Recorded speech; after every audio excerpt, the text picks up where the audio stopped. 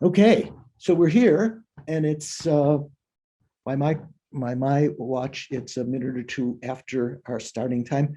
So we're going to begin as usual with a little meditation. I'm going to turn off my air conditioner because it's getting a little bit cooler here, and we're going to try to set a good motivation. Sit comfortably,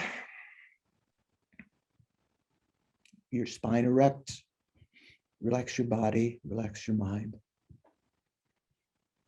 And place your attention, first of all, on your respiration. And once you've recognized it, the continuity of that we call mindfulness. Place your mindfulness on the breathing in front.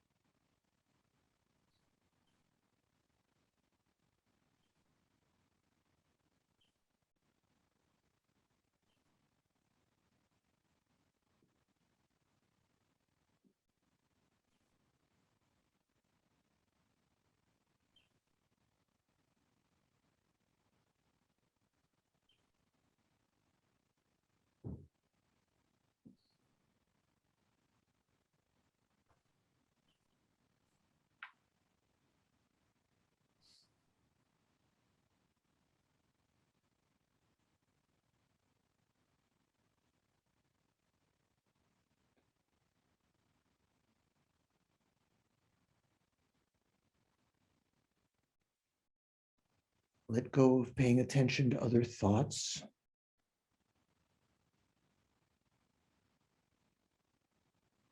Like the proverbial story of a king who'd given a bowl of hot sesame oil to an attendant to bring to his wife. The attendant had to carry without spilling a drop. So he was very mindful of that. So whatever other thoughts came into his mind, he had to let go of them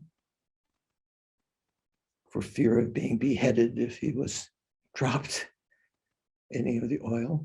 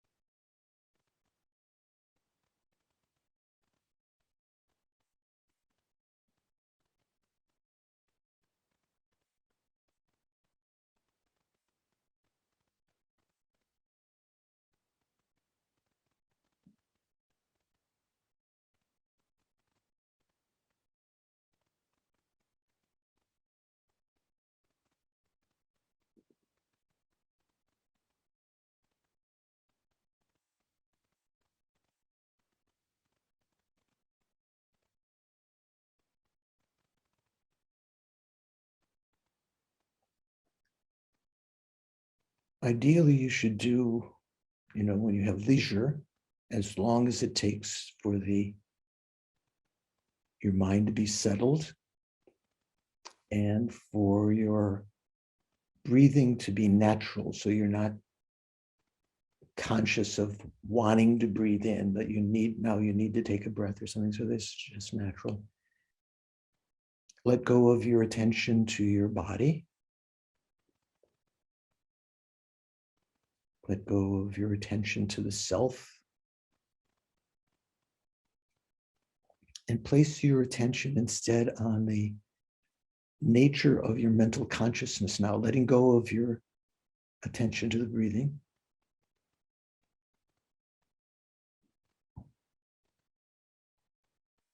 Consciousness like a in a sense, like a clear sky, in that it provides no obstruction to the arisal of thoughts or their absorption back into the consciousness.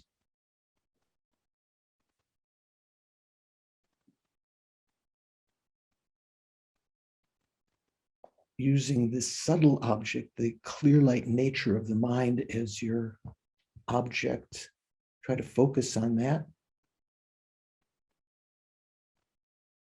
The space between the thoughts, let it encompass your experience, letting go of your attention to the thoughts, other thoughts.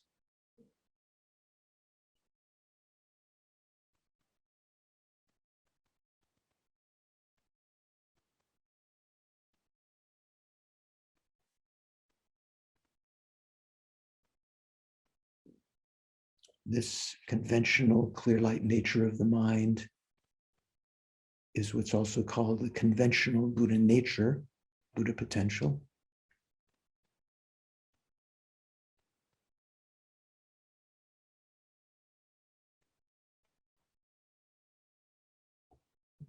In a sense, it shows that we have the capacity, the potential to develop all of the positive qualities of Buddhahood, eliminate all of the negativities, all of the non-pure states of mind, because they don't stain the mind.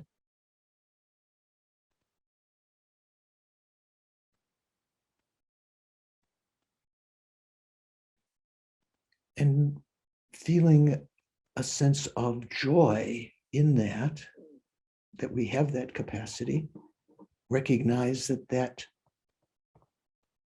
positive feeling has arisen because we have now a life of leisure and endowment, perfect human rebirth, which we worked in previous lives probably very assiduously to create the causes of, keeping pure morality, being generous, practicing the other perfections, and particularly praying to be able to practice the Dharma unimpededly in the future. This life that we have right now has incredible potential to enable us to achieve liberation from cyclic existence, even to achieve enlightenment. But in particular for us to leave imprints in the mind of the realizations of the path, renunciation, bodhicitta, and the right view of emptiness. For that purpose, to achieve those realizations that can lead us eventually to enlightenment, I'm going to participate in the class this morning, listening carefully with a fresh mind, trying to understand the meaning rather than finding fault with grammar or other inconsistencies, contemplating the meaning and meditating occasionally, focusing when we have an insight into something, for the purpose of our eventual achievement of enlightenment, not for ourselves alone, but for the sake of all, each and every living being, even our enemies, those that we don't know, who have been depthlessly kind to us numberless times in the past as our mother, who are exactly equal with us in wanting to be free of suffering and to have happiness.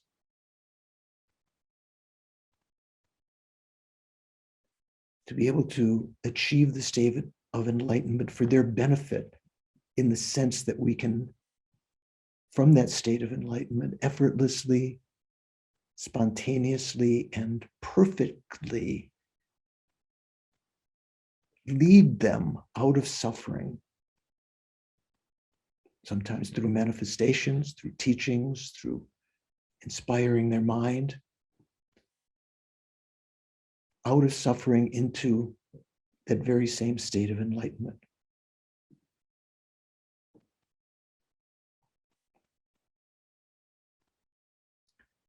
I'm going to participate this morning in order to achieve enlightenment for the sake of all sentient beings.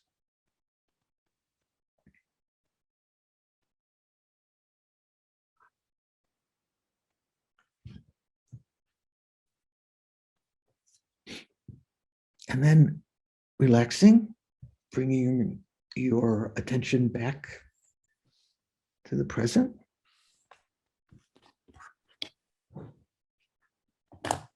As this is the last of this series today, I thought it might be appropriate to recite the prayer of Manjushri that we've done many times in the past. Not sure who's there. There we go. Oh, okay. Praise to Manjushri. There we go. Thank you. So Manjushri, the definitive Manjushri, is said to be the wisdom that understands the ultimate nature of reality, and the interpretive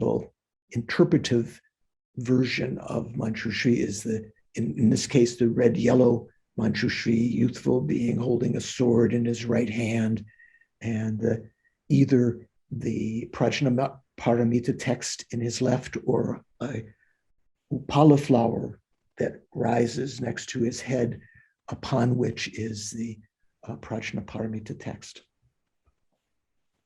Homage to my guru and protector, Venerable Manjushri, who holds at his heart a scripture symbolic of seeing all as it is, whose pure genius shines like the sun unclouded by the two obscurations, who with compassion like a father for his only child teaches with a 60-fold eloquence all beings imprisoned in cyclic existence who are groping in the darkness of ignorance and overwhelmed by suffering.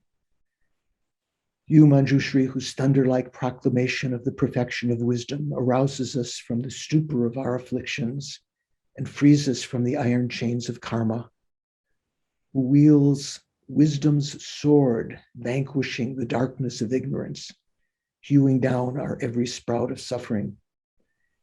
You who are pure from the beginning, primordially pure, who finished the 10 grounds, who is the complete embodiment of every excellence, whose princely body is graced with the 112 adornments, the 32 major signs, and the 80 exemplifications.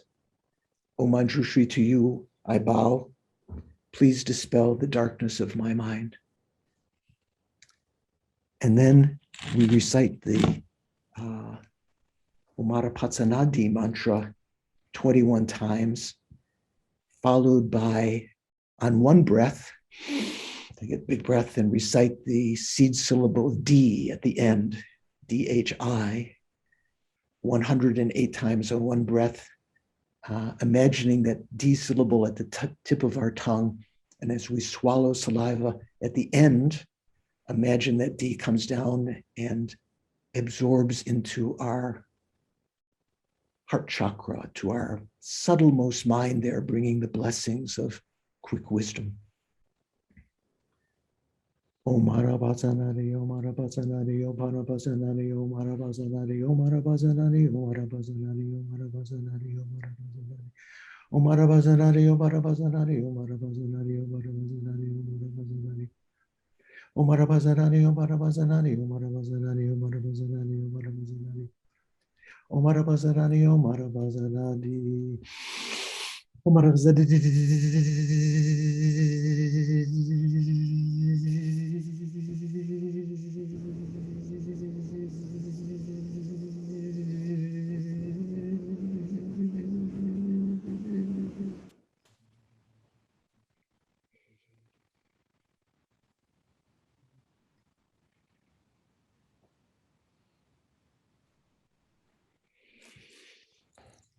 And then with the brilliance of your wisdom, O compassionate one, illuminate the darkness of my mind's confusion. Grant me the light of self-assured intelligence, that I might see into the Buddha's words and the texts that explain them. Okay, thank you. So our old friend Manjushri. Anyone here has done a Manjushri retreat? Oh, okay. I did many, many years ago at Kopan, this very deity, the red yellow Manjushri Omara Patsanadi retreat with Sherry, what was his name? Thupten Trijang, Venerable Thupten Trijang, Adrian Feldman, and I can't remember who else is there. Maybe Helmut was a monk at the time. That might have been just a very small retreat in the old Chenrezi Gompa at Kopan. Very, very, very, very useful if you ever have a chance to do this kind of retreat. Also, if you do Yamataka practice, there is the visualization in the Gelugpa tradition of the peaceful Manjushri, this red-yellow Manjushri at the heart of Yamataka, yourself as Yamataka, and in Manjushri's heart, the syllable D surrounded by the mantra Omara Patsanadi. Okay, it's very, very useful to receive blessings of wisdom and so forth. So, any questions from our previous talks and previous classes? Any confusions? Well, okay. Okay, so we've, in our text by Prabhuchok, which those of you who are just here today for the first time, you may not have, but I think it's on page 41. We've come up to, of the non-realizing cognitions, we're talking about now wrong consciousness. Is that right?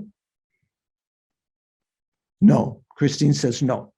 Shanka says yes, but Christine says no. We went up to page 43. I made a note. We got up to page 43. Oh, okay. With regard to the second non-conceptual wrong consciousnesses, there are two, and that's the last thing you went over. I mean, you could start over if you want. Yeah. No, good. Thanks for that. But so Shanka, who might not have been here last time, was thinking that this was where we were. Maybe this is where we're about to be. So just to remind, when we talked about the different ways of knowing, now we're on the ways of that are not non-prime cognizers or non-realizing cognitions. So we've already talked about some of the others. Now we're talking about Tibetan phrase for Doris's sake, lokshe. Lokpa usually means reverse or wrong. She means, like shepa means knower or cognition. So we can call it wrong consciousness or mistaken consciousness. I think in Geshe Repton's book, Stephen Batchelor translated it as mistaken consciousness. Sometimes I've seen in the past perverted consciousness or something like that. So the definition of the fifth of the non-valid cognitions, consciousnesses, wrong consciousness or mistaken consciousness, the definition in our tradition is a knower that engages its object erroneously. So the word erroneously, if you follow that, is jinji lok, the same lok of lokshe, but jinji lok means, the wrong way, perverted or wrong or mistaken or something like that. So we're all familiar with that. Many of our consciousnesses are valid and realizing, like our sense consciousnesses generally, but much of our thinking, some of it anyway, is wrong consciousness. And the most egregious of those is what we call grasping to the self of persons, grasping the self to be inherently existent, grasping at things as being permanent, whereas they are impermanent. Have you heard of that before? We call permanent grasping. You haven't heard that before? Bob, have you heard that expression? Permanent grasping. So generally, when we talk about grasping at true existence or true grasping, you've heard of that, grasping at inherent existence. But we have grosser versions of wrong consciousnesses, grasping at permanence. That means the mind, because of seeing things that are changing momentarily, seeing them as moment by moment as not changing. You look at the boulder, or you look at your computer that's brand new, and it looks the same moment by moment, but eventually, even in the course of a couple of weeks, it'll get scratched and so forth, or have some glitch. Our minds grasp at, in other words, remember when we were talking about grasping to true existence, something appears to our mind, to our mental consciousness, conceptually. We have a mental image of it, and which may be an erroneous mental image. We have a mental image of something remaining unchanging, and we hold that, the consciousness that's within which that mental image is arising, assents to that. You remember what I meant? A sense. It goes along with that. Say, yeah, things are permanent. Things are not changing. So that's called permanent grasping. That's why in the Theravada tradition, one of the main objects of meditation is meditating on impermanence, because for some of the current Theravada tradition, they even consider that to be almost equivalent to meditating on selflessness, because their view of the obstacle of the mind is that we grasp to the person as being permanent, partless, and independent. Grasping at permanence, person to be permanent. So if you realize subtle impermanence, it's tantamount for, say, the Burmese tradition, Theravada Buddhism nowadays, as realizing the selflessness of persons. From our point of view, that wrong consciousness that's grasping to permanence is a very great obstacle. And Lama Yeshe used to say that forget about realizing emptiness, even realizing subtle impermanence, so that you can overcome this wrong cognition, wrong consciousness that's grasping the permanence. That's like an atom bomb to blow up our problems. So when we study the Lan Rim and we meditate on the stages, very close to the beginning, when we talk about death and impermanence, those meditations are meant to bring about first an understanding of gross impermanence, that will leave this body eventually, and then to realize subtle impermanence, how things that we're experiencing are changing moment by moment. And that has a great impact on our spiritual development. So a knower that engages this object erroneously, and as Christine said, we did this last time, just to go over a second time. There are two kinds of wrong consciousnesses: conceptual, which I've just talked about here mainly, grasping to permanence, grasping to true existence, or grasping that phenomena are inherently existent, and so forth. Many other wrong consciousnesses, but those are the most problematic. And then non-conceptual wrong consciousnesses, which generally is through our senses. But also, is there a mental non-conceptual wrong consciousness? I can tell Bob's thinking because his eyes going toward the top of his eyelids there. Stephen, what's a mental non-conceptual wrong consciousness? Well, I think a dream consciousness is given as the example. That's what I would think. Yeah. Who is it? Bob was thinking, yeah. So yeah. I was saying that's what I was thinking too. Yeah. Oh, that was it. Okay. So generally, we talked several times, dream consciousnesses are said to be non-conceptual, but I raised a question with you. Don't you think in your dreams? You know, like you think, oh, that's a, you know, that's something I should or shouldn't do. Or you know, you worry about something, the dog is chasing you, you think, I've got to get away from this dog. So that's conceptual, right? So you have to think about this a little bit.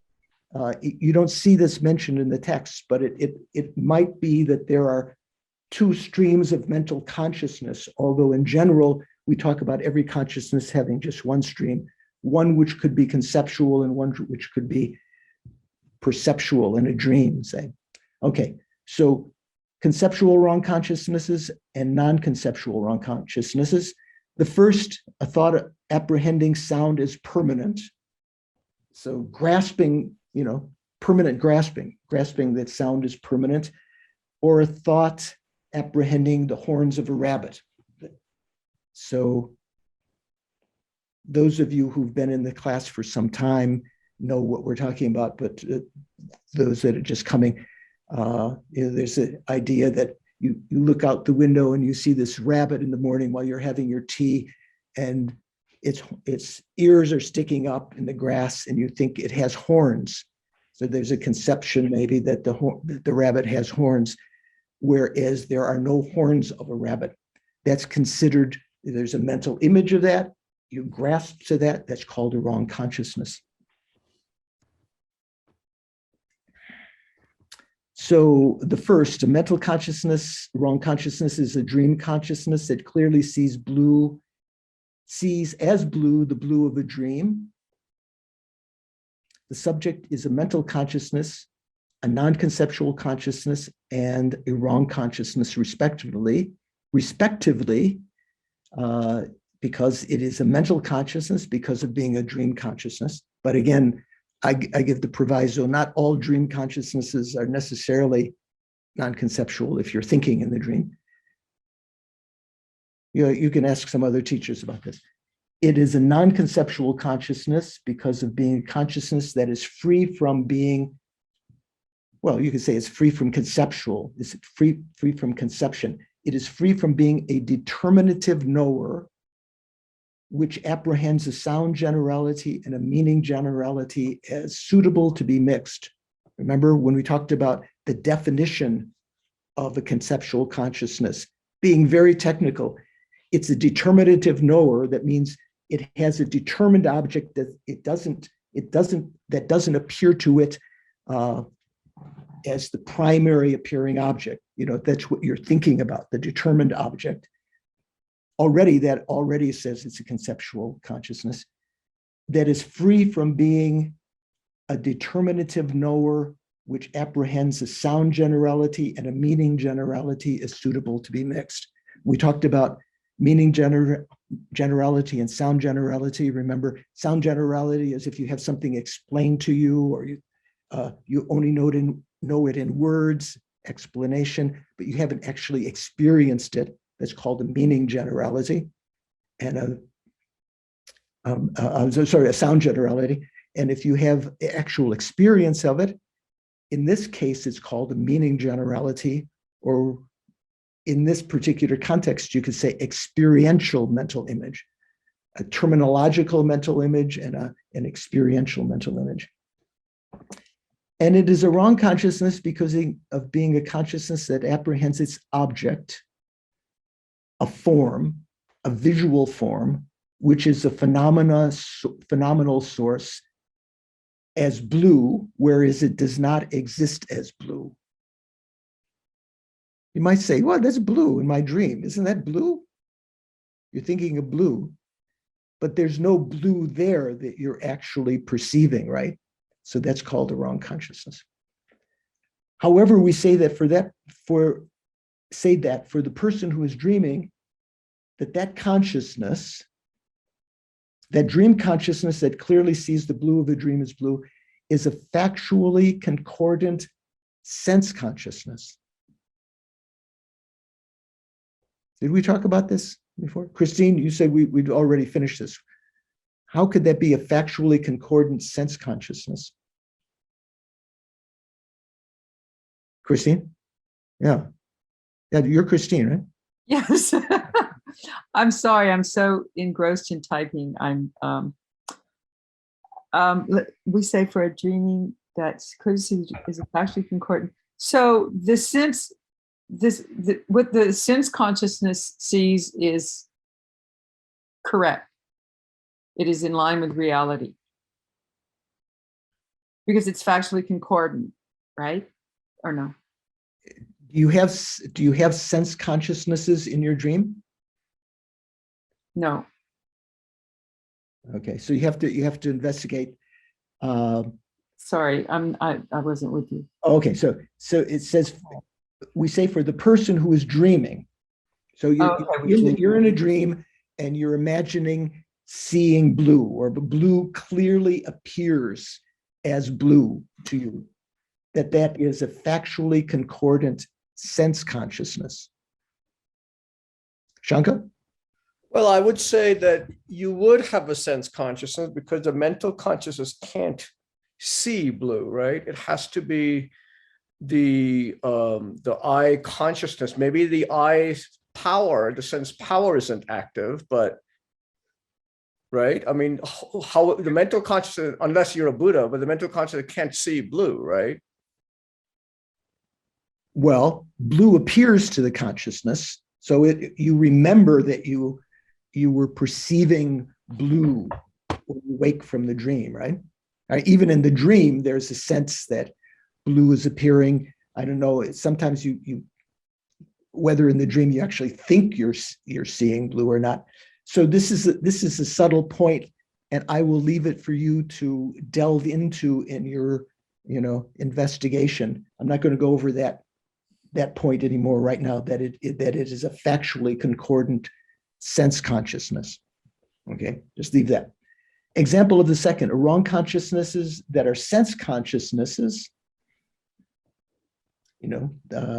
Seeing a snow mountain as blue or yellow due to either high altitude or jaundice, or maybe even other distortions, seeing a moon as double because someone's sticking their finger in your eye, or you just had an eye examination or something like that. Those are said to be sense wrong consciousnesses. Or also the example we gave of the sparkler or a torch, which is spun around in a circle, and it appears to you that, well, even on the screen here, it almost looks like there's a circle there. It appears to you as a circle, whereas it is not. That is also called a wrong consciousness. Or seeing a white conch as yellow because of jaundice. So then, threefold division of awareness knower. So we've already finished the non-realizing consciousnesses or non-prime cognitions.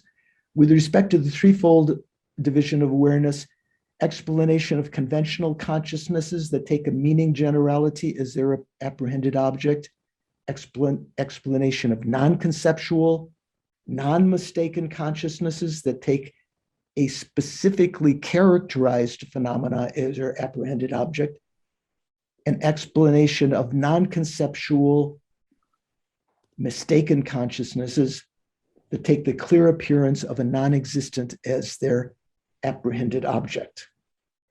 So I guess we did start this last time. Conceptual consciousnesses that take a meaning generality as their apprehended object. So conceptual consciousness, its apprehended object is, in general, is its appearing object. So what is the appearing object of conception? The mental image, which can be an experiential mental image or a sound generality, a terminological mental image. Definitions and divisions. Definition of conceptual consciousness: a determinative knower that apprehends a sound generality and a meaning generality is suitable to be mixed. So I just went over that a couple of minutes ago. That means you can if you have an experiential or a meaning generality, experiential, that you've seen something, you've seen a pot that it can hold water and so forth. That's called a meaning generality or an experiential mental image.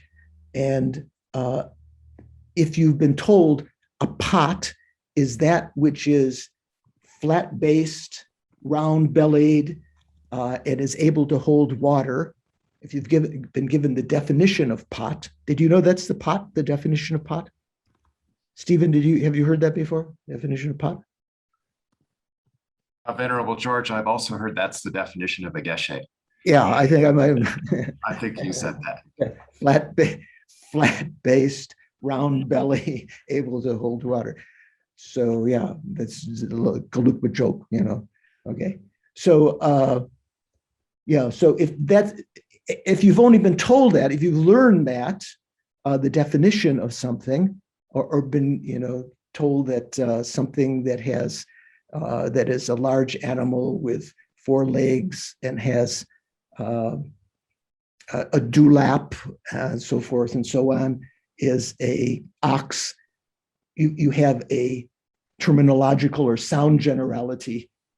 You know, you have kind of, if you can connect the two, if you give the name to that object, that's called mixing of a sound generality and a meaning generality.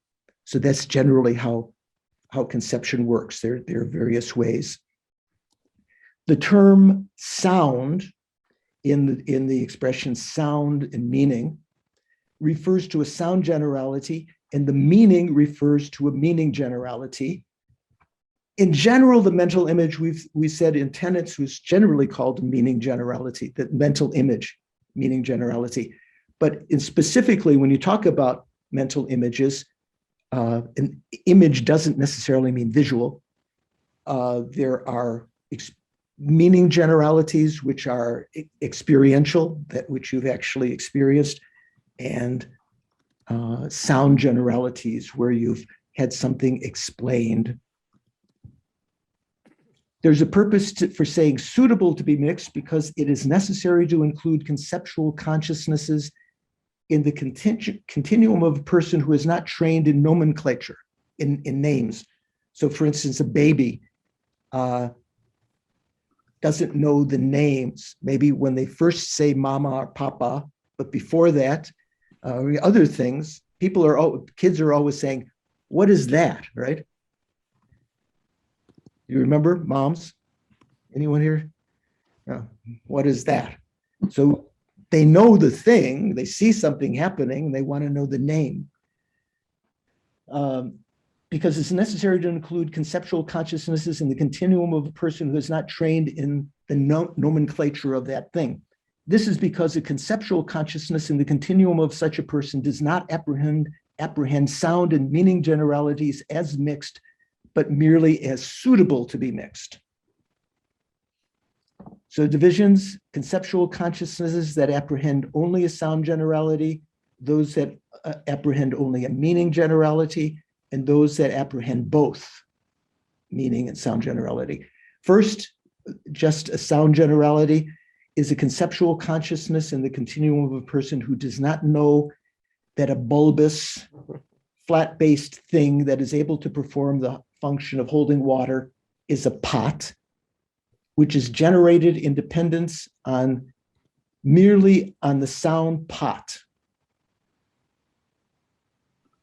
So what is this first one? A conceptual consciousness that apprehends only a sound generality. So this is conceptual consciousness in the person who does not know that a bulbous, flat-based thing that is able to perform the function of holding water is a pot. They don't know the name, you know. So in other words, you have an actual pot there, which is able to perform that function.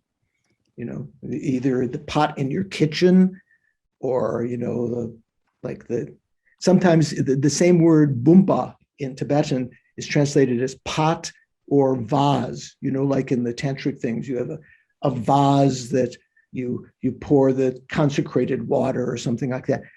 The same word, bumpa, is both. Generally, all of the prominent literature is talking about general pot rather than the vase. So that's why here it's using the word pot. So you have that pot there or that vase there, but you don't know that it's called. You don't know that it has that function, but you just know the name pot. Someone has said pot. An illustration of the second, a conceptual consciousness that apprehends only a meaning generality, is a conceptual consciousness in the continuum of such a person who does not know that a bulbous, flat-based thing able to perform the function of holding water is a pot, which is generated in dependence on merely seeing the pot. You just see the pot, and you have a mental image of that later. Say, for instance, a cow.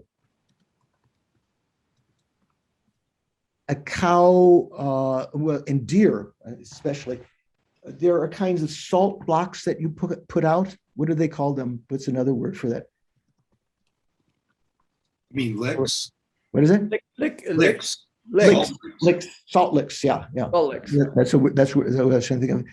So I know at Deer Park, Yeshe Zopa used to have salt licks out for the deer. They would come. That would be attractive. So they don't have any idea that that's called a salt lick. They have just an experiential mental image of that, right? They're not trained in nomenclature. So then an illustration of the third, a conceptual consciousness that apprehends both the sound and a meaning generality, is a conceptual consciousness in the continuum of a person who knows pot, apprehending pot. So they, mug. You see a mug, and mentally you have the name in your mind, mug or computer or something like that. There's some things that you see that you don't know the name of. You go into a factory and you see some kind of machine, and you yourself might say, "What is that?" Someone says, "Oh, that's a printing press," or "That's a this or that." So you might have just an experiential or a meaning generality without the sound generality at first. Makes sense? Okay, Rowena is nodding. Anyone going like this? Okay. So then, when conceptual consciousnesses are divided in another way, we divide in many different ways, right? Remember, the pizza you can cut different ways, right? Conceptual consciousnesses that affix names, and conceptual consciousnesses that affix meanings. Is this about where we got last time, Christine? Somewhere around here? Oh no, we didn't get this far, but Okay. So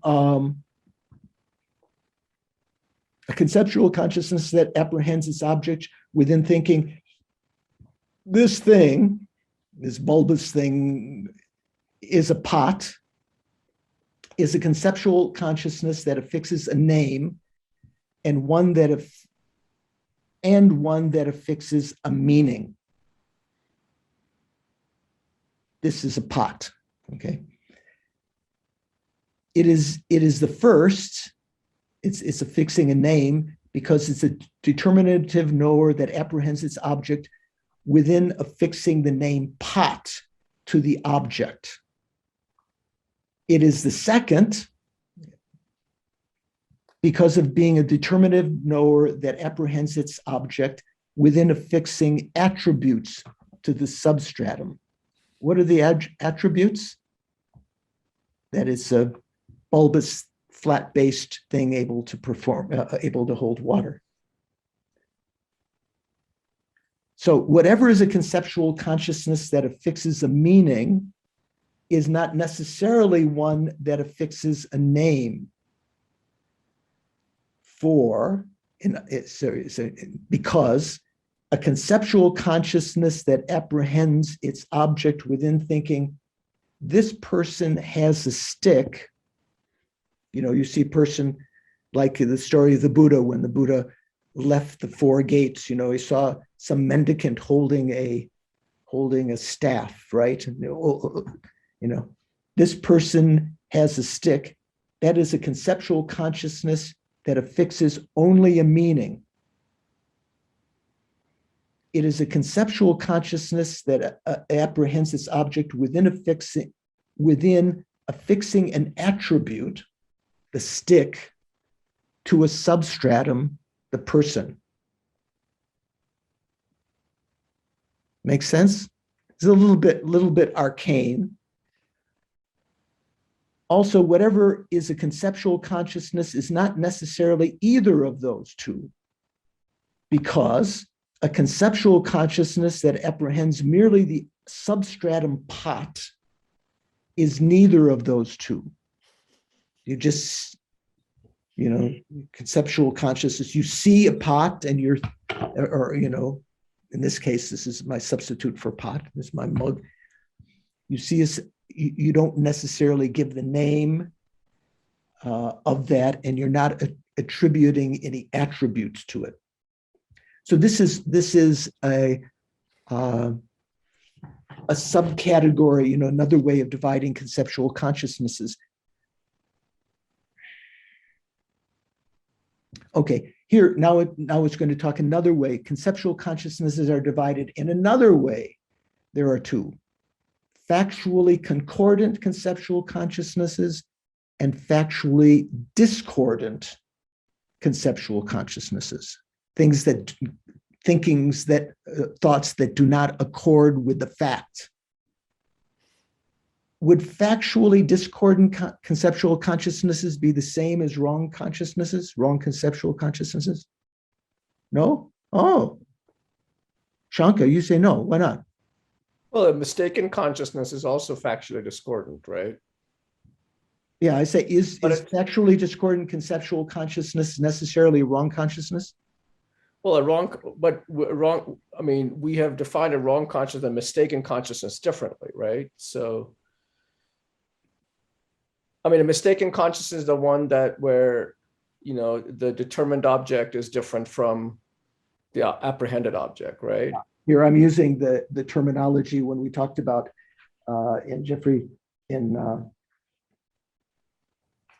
I'm talking about mistaken perception, like in Geshe Rapson. I'm not using the word mistake. Oh, I see. Okay. Yeah. So is it necessarily a wrong consciousness, a factually discordant conceptual consciousness? Christine's saying yes.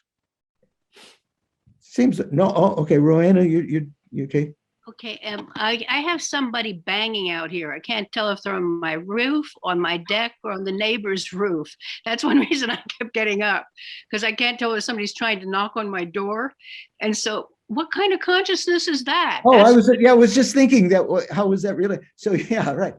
So is that a doubting consciousness? At my state, yes. At first, I thought there was somebody at the door. That would have been a wrong consciousness, right? If there was no one at your door, yeah, would have been a wrong consciousness. So, Stephen, you were saying no, that's not a mistaken, not a doubting consciousness? Yeah, well, two things, Venerable George, and thank you for calling on me. So I think at the beginning you said a conceptual consciousness, so you can have non-conceptual wrong consciousnesses, and you also gave us a clue just a moment ago that a doubting consciousness may not be factually concordant, but it is not the same as a wrong consciousness. Okay, so a doubting consciousness, there are three kinds, right? In our text. Those tending in the wrong direction, those tending in the right direction. So those that are tending toward factually discordant, those that are tending toward factually concordant, and those that are neither, that is completely undecided. So generally we say that a doubting consciousness that is tending to the discordant it would be called a wrong consciousness. It hasn't reached a firm decision, but it is tending in that direction. And one which is a doubting consciousness, which is tending in the factually concordant, so in the correct direction, would be called, well, it's not a realizing consciousness, right? Because it hasn't reached a decision, but it is not factually discordant. And it, like the jewel, the light of the jewel that we talked about when we talked about assumption, it can lead you eventually in the right direction. It's not a correct presumption or correct belief yet. Okay. The definition of a factually concordant conceptual consciousness is a factually concordant. That means it is true what you are thinking, right? Determinative knower that apprehends a sound generality and a meaning generality as suitable to be mixed. That extra part there, that's just extra nomenclature. You can just say it's a factually concordant determinative knower. You know, it's correct. If something is an established base, the conceptual consciousness apprehending it is necessarily a factually concordant conceptual consciousness. Whoa, Karen, what does this mean? Can you explain? If something is an established base, what does that mean, first of all? That it's conventionally named and known. Everybody would agree that a pot is a pot. Okay, so an established base doesn't have to go that far. Established base just means something that exists. Okay.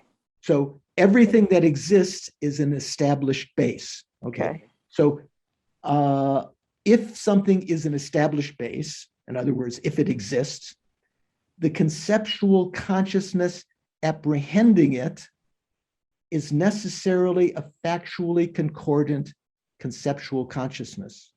Discordant. No, it says factually concordant. If something is... Oh, I'm sorry, I'm looking in the wrong place. Never mind. Okay, yeah.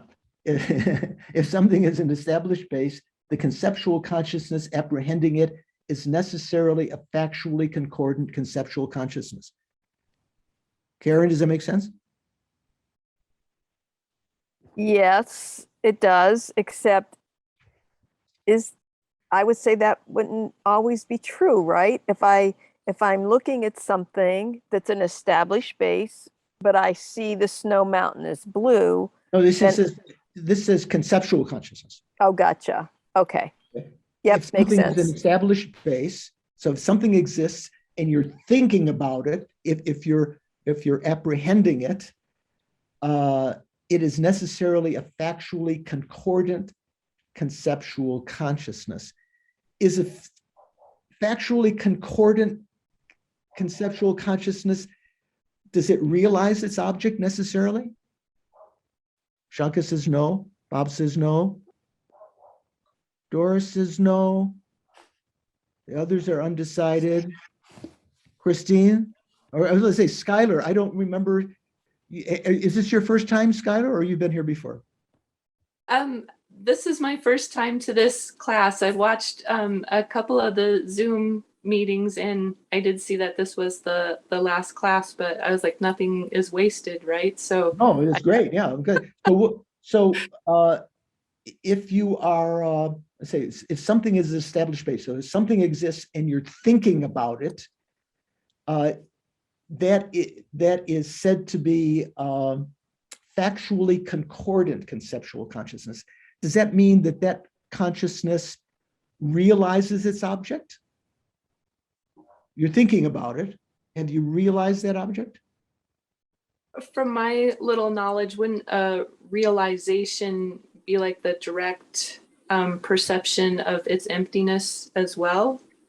Well, it wouldn't have to be direct perception of emptiness, but you could talk about you could have a direct perception of the object, let's say, but you could also have, let's say, a presumption,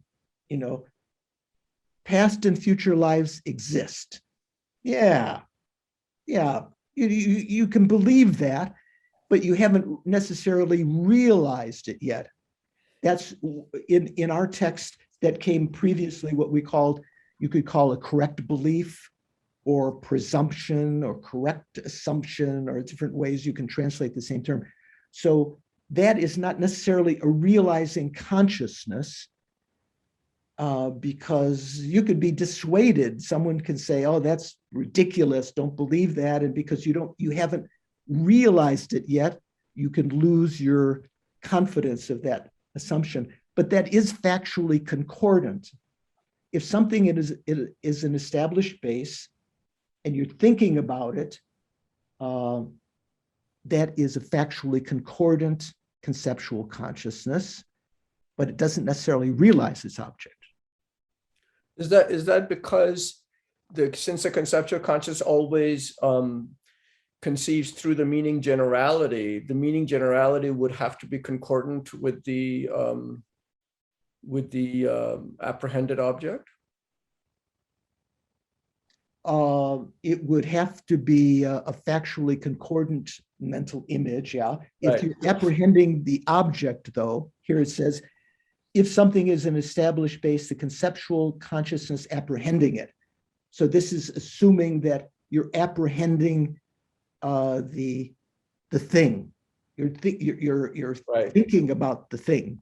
Okay. So the meaning generality can't be discordant. I mean, it has to reflect the thing, right? For this particular, for a factually Yeah. concordant, yeah. Yes, Bob, what were you right. going to say? Yeah, I mean, it is funny because we keep using different terminology for what I think is the same thing. Because I think that the words factually discordant would be the same as saying mistaken with respect to the engaged object, for example. Well, it's a different words it's not just a different translation of the same Sanskrit or Tibetan. Factually concordant means, let's say, for instance, when we make prayers that our wishes be accomplished,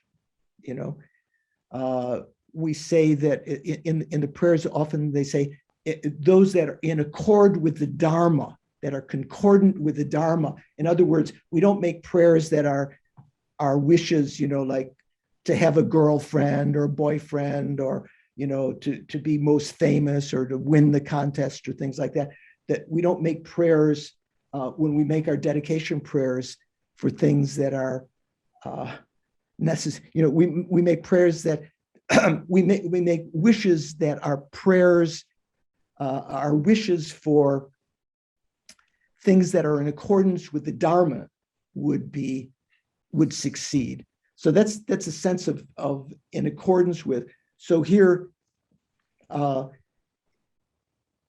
factually concordant determinative knower, so that you're thinking about something which is actually in accordance with the fact.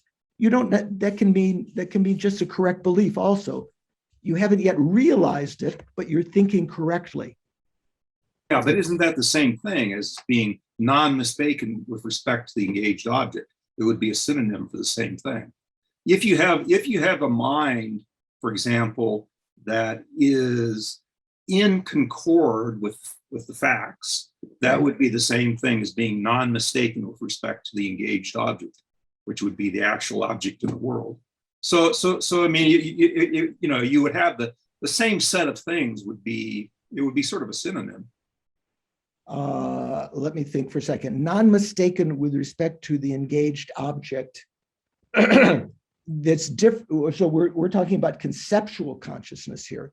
Yeah, but a determinative object is the same thing as the engaged object. Non-mistaken with respect to, excuse me, non-mistaken with respect to its determined object.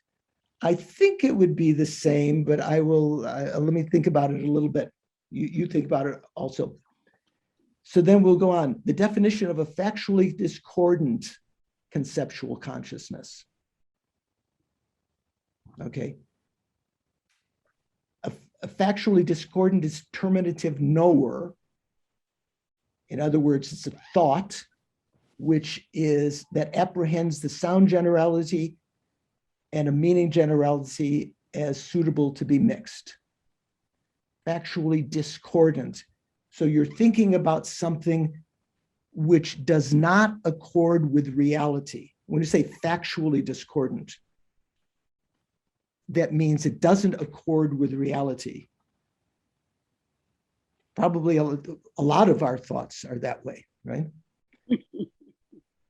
If something is not an established base, that means it doesn't exist, right? The conceptual consciousness apprehending it. Can you have a conceptual consciousness apprehending something that doesn't exist? Who thinks no? Anyone think no? That means you're thinking about something that doesn't exist, like the horns of a rabbit or an inherently existent person or permanent. It is the permanence of something which is actually impermanence. You know, if you have permanent grasping, those are factually discordant. If something is not an established base, well, permanence is an established base, right? So this is talking the example of permanent grasping. You have to think about that. If something is not an established base, if it doesn't exist, you could say here permanent sound does not exist. The conceptual consciousness apprehending it is necessarily a factually discordant conceptual consciousness. It doesn't accord with the fact. It doesn't accord with reality.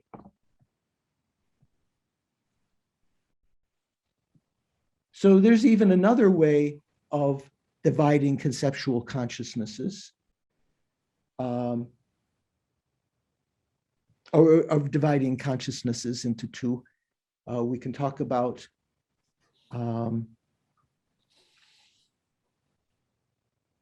collective engagers and eliminative engagers. These two terms, if you have the PDF of this and you do a search for eliminative engager or collective engager of our text, Purba text, you'll find they come up in some of the debates in the brackets, you know, when you're debating about things. But it hasn't been defined in our own tradition here yet. It will be in some other texts. So what does this mean? An eliminative engager and a collective engager. Collective engagers are essentially perceptions. They engage all of the qualities of something without leaving anything out. It doesn't necessarily mean, say, for instance, when you see a bottle, you see its color and shape and all of its other qualities, even its general qualities like its impermanence and emptiness, but you don't necessarily you don't necessarily realize them. For instance, we don't realize the impermanence of the object, even though it's appearing to us, because of the imprints of grasping to permanence. Have you heard that before? Actually, the impermanence is appearing to you. The subtle impermanence is appearing to you. But because our minds are polluted by permanent grasping, that prevents us from actually apprehending the impermanence. But perceptions are called collective engagers because they engage in a collection of things. Conceptual minds are called eliminative engagers because they engage their objects by eliminating everything that it's not. Like, say, for instance, the mental image of a cow is said to be likened to the opposite of a non-cow. Remember us talking about that? Nadine, do you remember that? The opposite of a non-cow. So non-cow would mean, say you've got cow here. Non-cow, if you were to think of three-dimensional image, Photoshop or something. Non-cow is you take away cow, and everything that's not cow now is non-cow, right? The opposite of non-cow, again, you reverse from that, you come back to cow itself. That is how it is said that our conception functions. So conception is called an eliminative engager. Not all of the quality, yeah, Christine, one second. Not all of the qualities of the object are engaged collectively, only a specific quality. When you think about cow, Christine?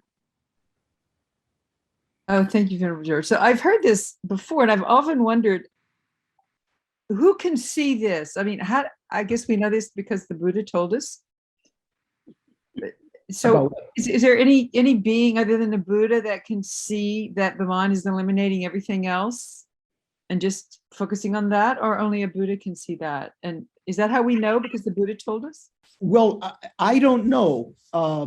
Generally in the logic that even predated, the non-Buddhist logic that predated Dignaga and Dharmakirti, that was generally understood through those systems also, that conception recognized its objects by the means of elimination. I don't know if anyone other than the Buddha can realize that. I assume that the higher Arya Bodhisattvas can have a direct perception of that, but I'm not sure. Okay, so that's just an aside. The collective engager and eliminative engager. If you want to investigate, Bob, 1 second. If you want to investigate, you can. If you have the PDF, you just on your computer you can type find. I mean, there's some function on a PDF to search within that and search for eliminative engager and collective engager, and you can find where those terms came up in the debates, although they're not defined in the sections of our own tradition. So Bob, yeah. Yeah, I mean, it's worth mentioning that there is a description of this in the other texts that we've been using by the T. Rinpoche, which has a discussion of these terms. There's a whole section. The Mind in Tibetan Buddhism book does have a section that explicitly describes both of these terminologies. Exactly. And with respect to this notion of this double elimination, that's something that only came up with Dignaga and Dharmakirti, and that's called the Apoa theory. And there's huge controversies over whether that's correct or not, because in Western conceptions, usually a double negative is the same thing as positive. And so there are whole books on this theory about whether it's correct or not, but it never existed before Dignaga and Dharmakirti. Right. Well, Dignaga and Dharmakirti, or Dignaga especially, talked about this is the means, but this is in response to the other non-Buddhist philosophers before them. So thank you for that clarification. Yeah. So in this text, I'll just read you 141 here when we talk about eliminative and collective engagers in Lati Rinpoche's text translated by Liz Napper. The definition of an awareness which is an eliminative engager, that would be the conceptual minds, right, is a knower that engages its object by the power of terminology. Awareness which is an eliminative engager and conceptual consciousness are synonymous. There are a couple other places where it comes up in the text. And the definition of an awareness which is a collective engager is a knower that engages its object by the power of the thing. So perceptual, by the power of the thing appearing to you. Awareness which is a collective engager and non-conceptual consciousness are synonymous.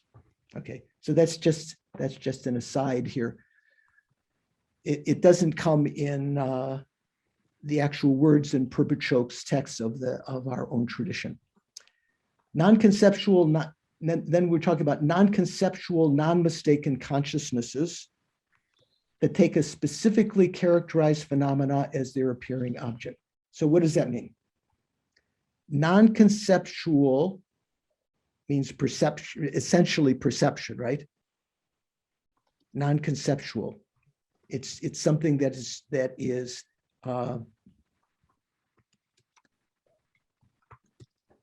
not it doesn't mix a mental image and the object.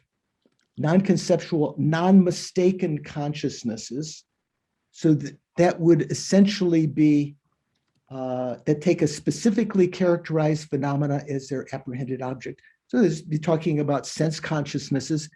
With regard to the second of the threefold division of awareness and knowers, non-conceptual, non-mistaken consciousnesses that take a specifically characterized phenomena as their apprehended object. There are two parts, definitions and divisions. So specifically characterized phenomena, do you remember what that means? Nadine, do you know what a specifically characterized phenomenon is? Impermanent phenomena. So we learned in tenets and earlier that which is called specifically characterized phenomena is a synonym of impermanent. So something that's perceiving an impermanent phenomena,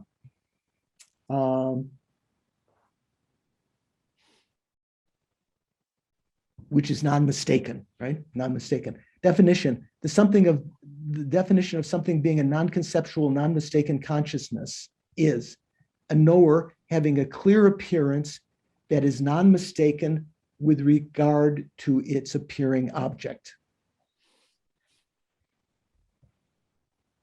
So I ask Stephen, is a dream consciousness, is this a dream consciousness? Would dream consciousness fill this? That you're seeing, you have a clear appearance. Right. So a clear appearance means non-conceptual. There is no meaning generality. Yeah. So you can have a dream consciousness that is non-conceptual, having a clear appearance. Is it non-mistaken though? And Yeah. I guess I'm still thinking about a little bit earlier in the lecture when we were talking about dream blue, seeing dream blue as being factually concordant. That was factually concordant sense consciousness, it said. And I said, you have to think about that, but it's not a factually concordant. So then I would say no, if it's not factually concordant. What do you think, Bob? You have a lot of. Well, it's interesting because there is a, in Mind and Tibetan Buddhism, it says there's a huge controversy over whether dream consciousnesses are conceptual or non-conceptual. I mean, and in Perbichak's in this section. Yeah. It has a whole paragraph which says that there's a big controversy over whether it's conceptual or non-conceptual. And in my mind, I would think that it would be conceptual because you have some sort of image, mental image that you're looking at. But on the other hand, in Perbichak's text, he talked about a person that's dreaming, that has a sense consciousness seeing blue. Perbichak said it's factually concordant, which I think he must be. He doesn't say it's factually concordant. He's saying that the sense consciousness of that is factually concordant, right? Yeah, but it's all of these dream things that they seem to go back and forth, and to me it's very confusing because different people, and even in the same text, they seem to go back and forth over whether something. I mean, in general, you would think that a dream consciousness must be, it's the object of a dream consciousness doesn't exist. The engaged object. Yeah, the engaged object does not exist. Or the appearing object. So to me, it should be factually discordant, and it should not be a, it should not fill this category. Again, first of all, we do have dreams which are conceptual. That's when it's talking about dream consciousnesses, in Purbachok and other texts when it's saying that they are non-conceptual. What it means is those dreams in which things appear clearly. So that when Geshe Rapton taught us the Atisha's text, the Lamp of the Path, and we're talking about this subject came up. Not all dreams are clear appearances. Those in which you have you have a mental image. You can't necessarily say that it was a very clear appearance. Those are not what Purbachok is talking about as dream consciousness there. We in the West would say they are conceptual, and we would say they are dream consciousnesses. But in Purbachok's case, when he's talking about dream consciousness, he's talking about when something appears so clearly. Like I remember Alan Wallace, who was a monk at the time, and asking Geshe about that. When you arise from that, there are certain dreams when you have a feeling it appeared so clearly, so real. Those would be more a non-conceptual dream consciousness that Purbachok is assuming that that's kind of his definition of dream consciousness. The other kinds of conscious dreams that are more conceptual, where things are not so clear, sort of murky, maybe that would be more like, closer to the rapid eye movement dreams, that we talk about when we talk about Western psychology, where you're on the conceptual side of the airs being absorbed into the central channel. On the other side of the spectrum, where most of the airs are absorbed, there can be clear appearances, and things that seems to be what Purbachok is talking about when he's talking about clear appearances. But just in talking about this, Bob is mentioning this section. So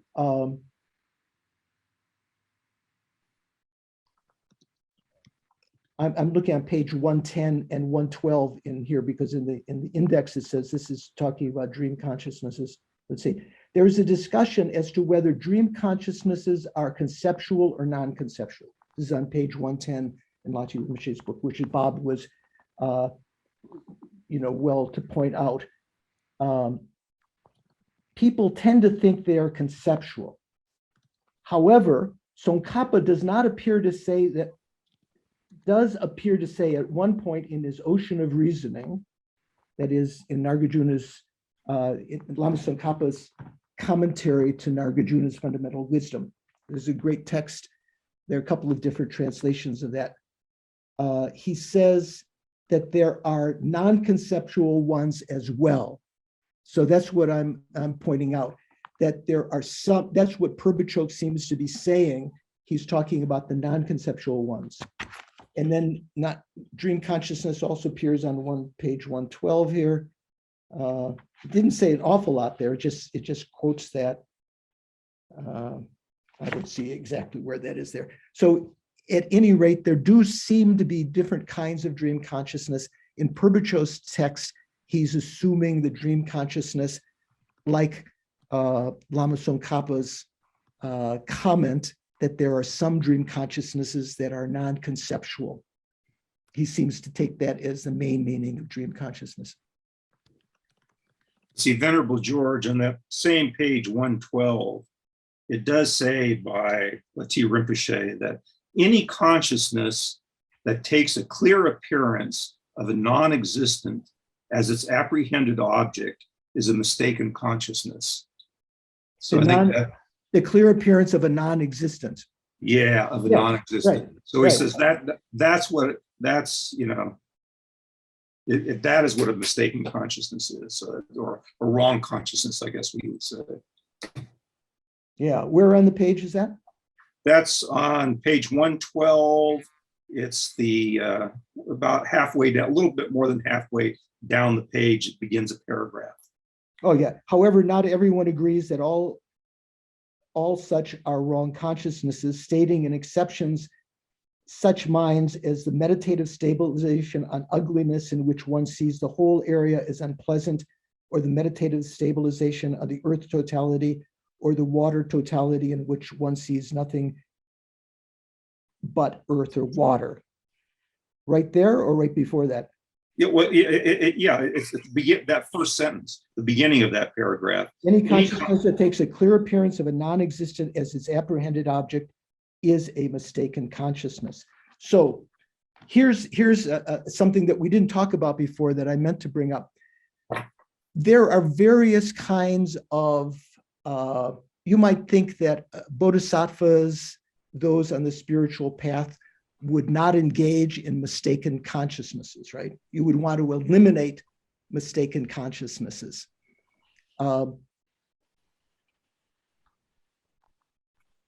But for instance, the shepherd-like bodhicitta. Do you guys remember what shepherd-like bodhicitta is? Doris, do you remember what 3 different kinds of bodhicitta? Shanka, do you remember what shepherd-like bodhicitta is? Yeah, it's the one where you aspire to follow all beings after, to get to enlightenment. You let everyone else go to enlightenment first, and then you follow.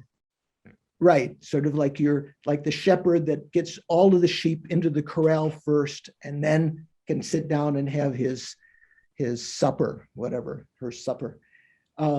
King-like bodhicitta is said to be the thought that I myself will achieve enlightenment and then lead every sentient being into enlightenment. That's called king-like bodhicitta. Boatman-like bodhicitta, or maybe we'd say bus driver-like bodhicitta, is a thought that thinks, while taking sentient beings across the ocean of samsara, like in the boat, with a big stick, the Indian thing, or like in Italian, these ships in Italy. While taking everyone along, we will all arrive together, more or less. The shepherd-like bodhicitta thinks, just as Shanka explained, that I will lead everyone to enlightenment first, and then I will be able to rest. So is that a mistaken consciousness, Shanka? Is that, what do you mean by that? Boatman-like bodhicitta. Is that possible, to lead all sentient beings to enlightenment, and then you will achieve enlightenment? I know that king-like bodhicitta is the one that's considered to be the Actual high. Yeah, but I don't know why the other two are mistaken. Is it possible to lead all sentient beings to enlightenment before you achieve enlightenment? I'll let you know when I get there. I don't know. Okay. What do you think, Bob? You have thought about these things? Well, I don't know whether you would call these mistaken or non-mistaken, because they're really just aspirations, right? They're a wish for what you want to do, and they're talking about, I guess it's, your bodhicitta may be so strong that you just absolutely want everybody to go there before, but it's not really factually concordant or not. I mean, after the fact, you can see what happened and then you'll know, but at the moment, it's an aspiration.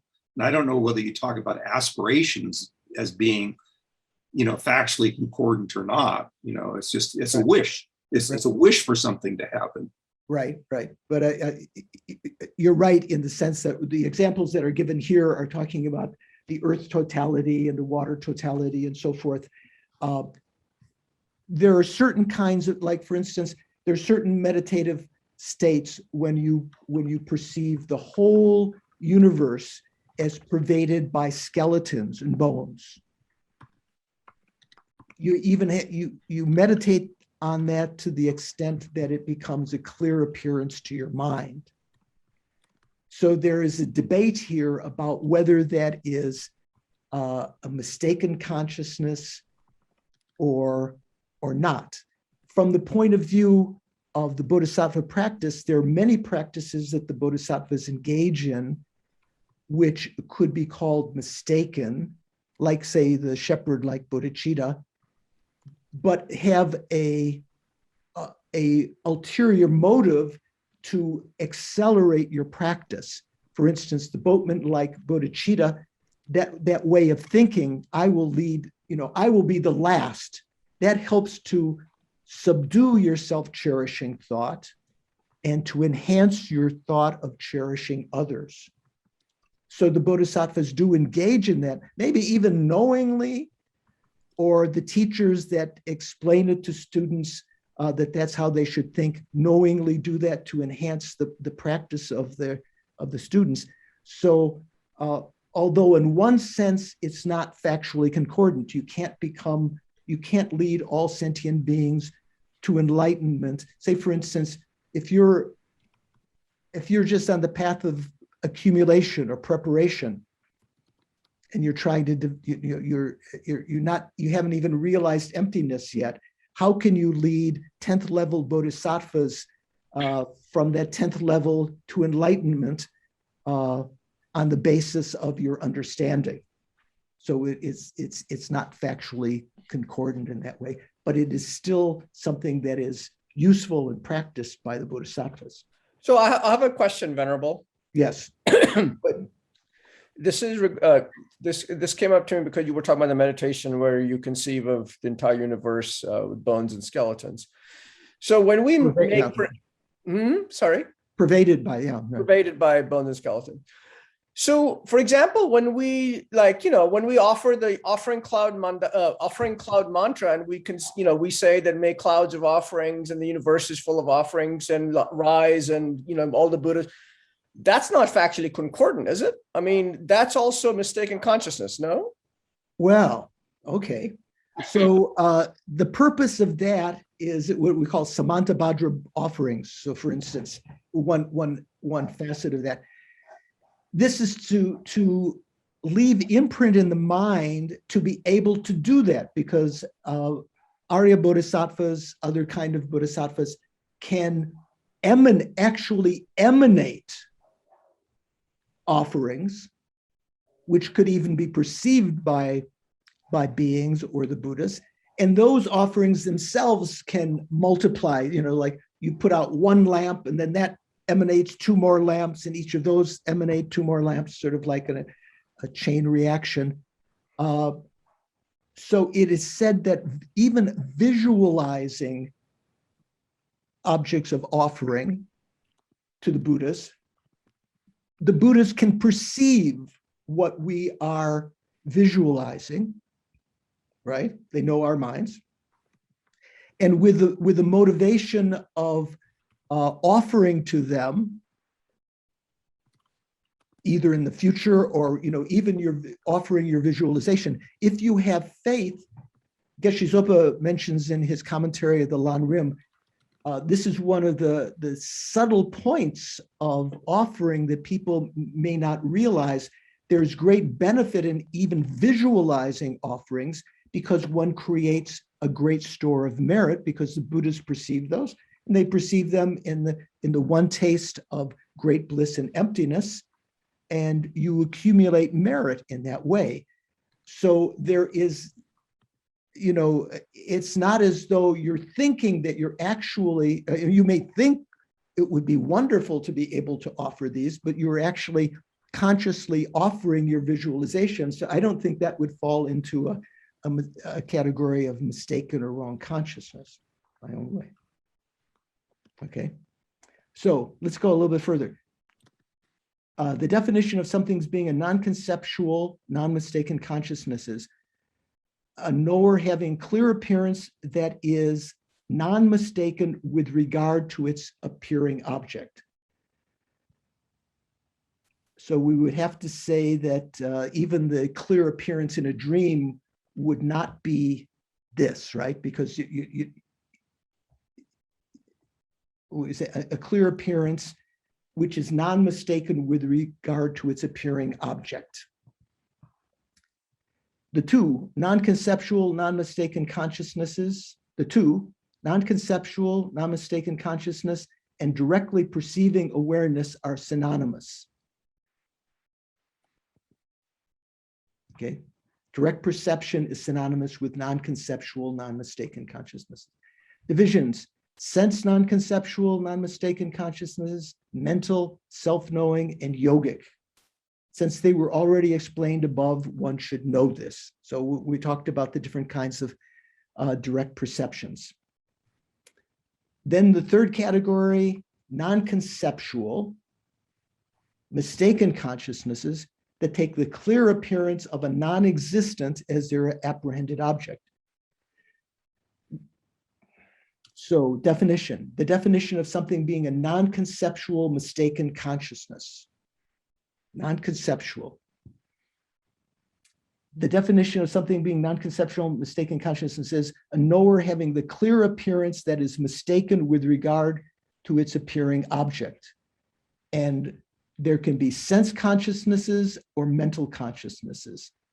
So the definition of a sense consciousness that is non-conceptual and mistaken is common locus of being non-conceptual mistaken consciousness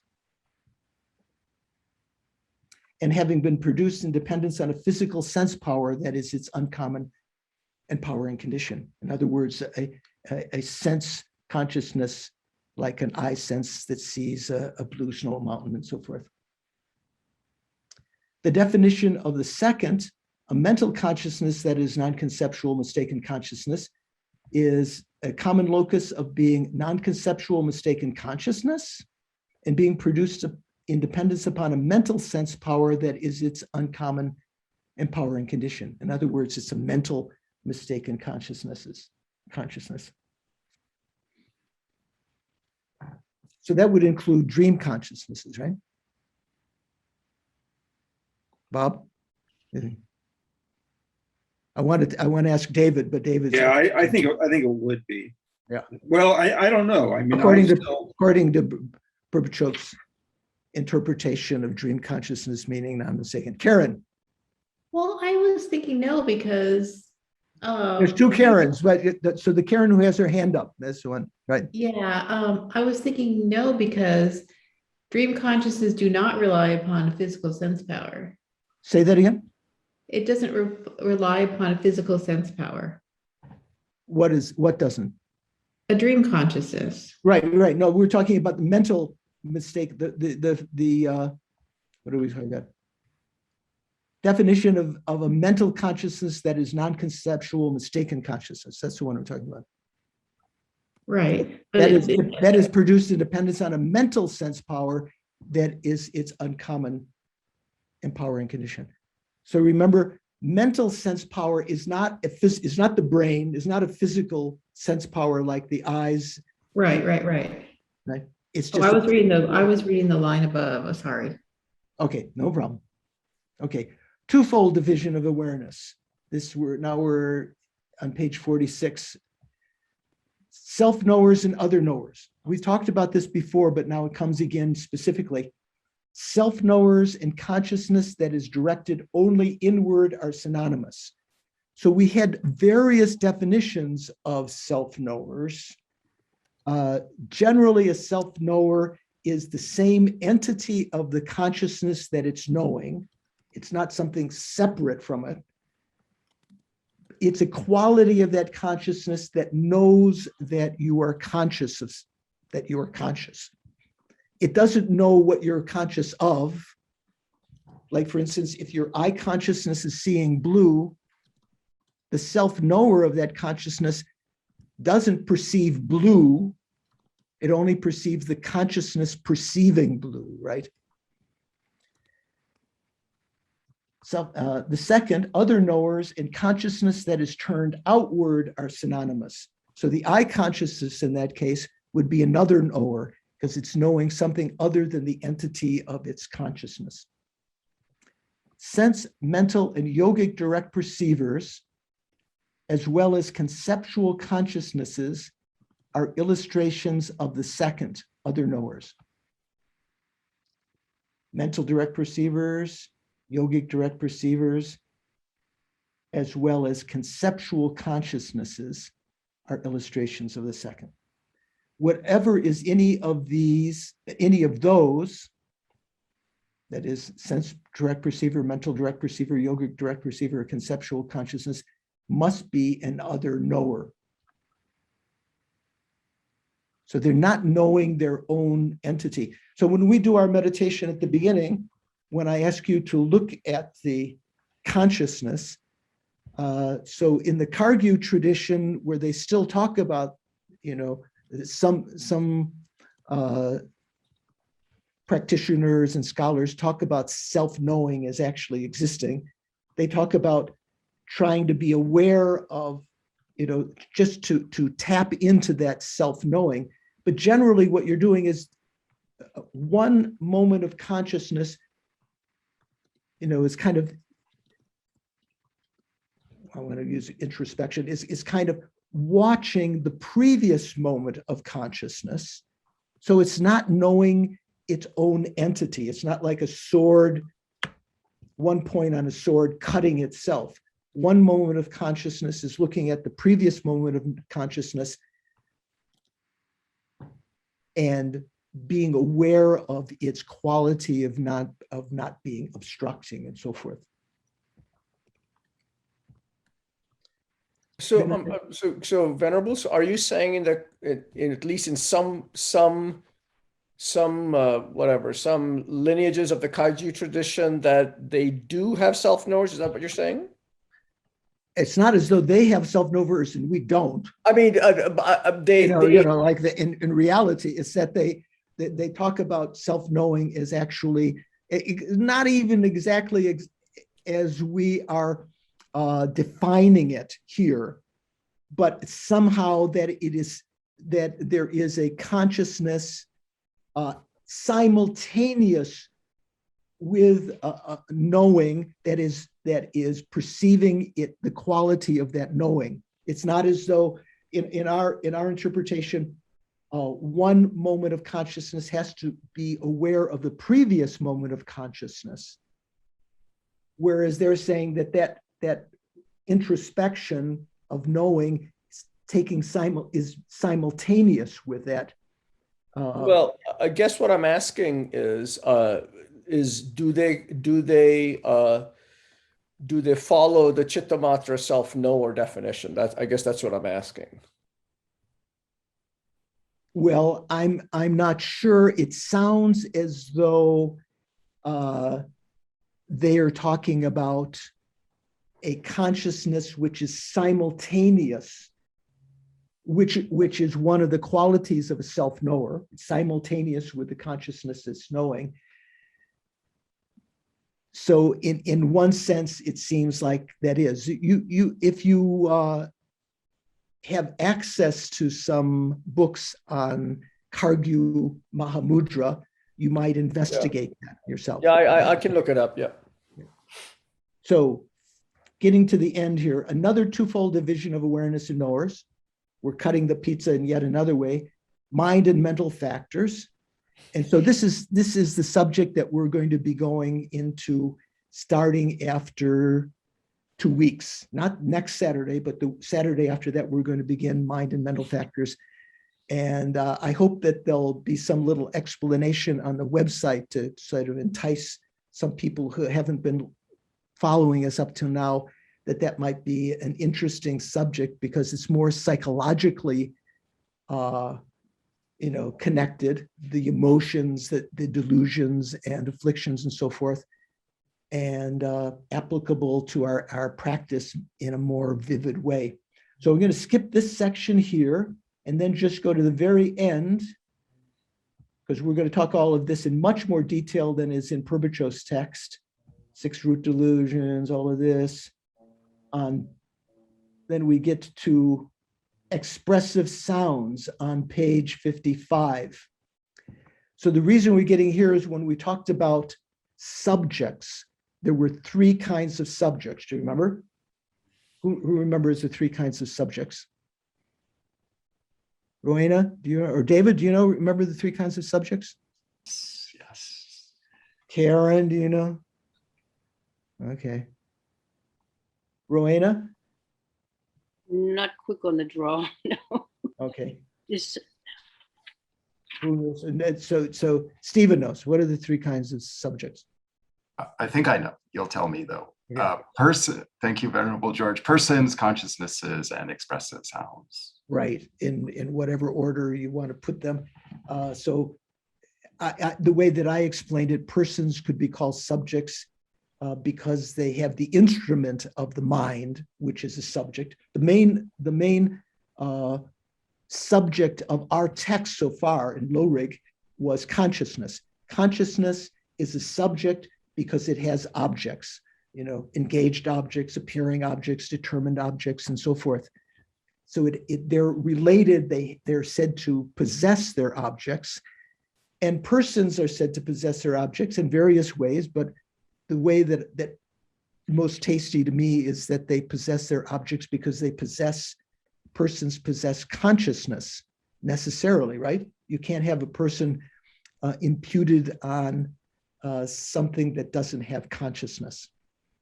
So the third kind of subject are expressive sounds. That's so that little in our text here, the Roman numeral 3 I's with a period after it, expressive sounds. This goes back way to the beginning of the text when we talked about subjects. There were persons, consciousness, and then we went all through the consciousness. Now expressive sounds at the end.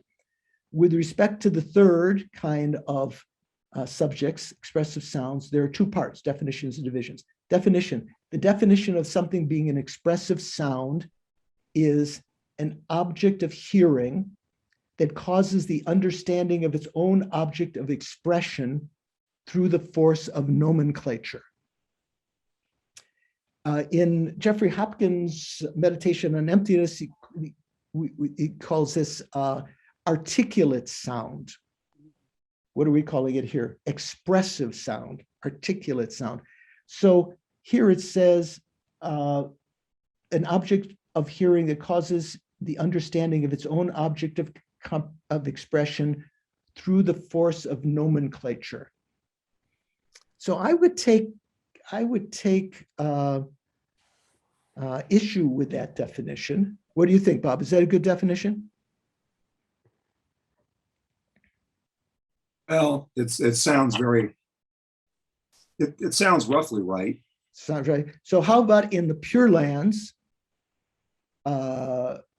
where the Buddha emanates trees and the sound of the branches teach impermanence and so forth, the various kinds of sounds that the Buddha emanates.